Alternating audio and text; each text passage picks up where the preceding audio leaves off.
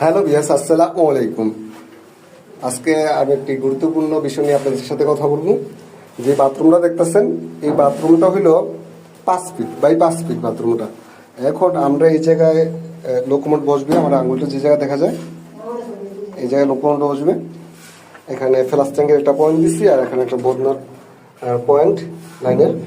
এখন এই জায়গায় বসলে আমাদের হাইকমোডটা ঠিক এই জায়গায়, এই আমরা হাত বরাবর চলে আসবে। হাত বরাবর চলে আসবে এই জায়গাতে ঠিক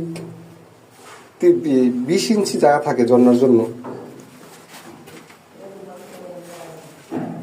এখানে ঝর্ণার জন্য শুধু 20 ইঞ্চি থাকে জায়গা। এই 20 ইঞ্চির মধ্যে যে কিভাবে গোসল করবো সেটা নিয়ে আমি আলোচনা করতেছি।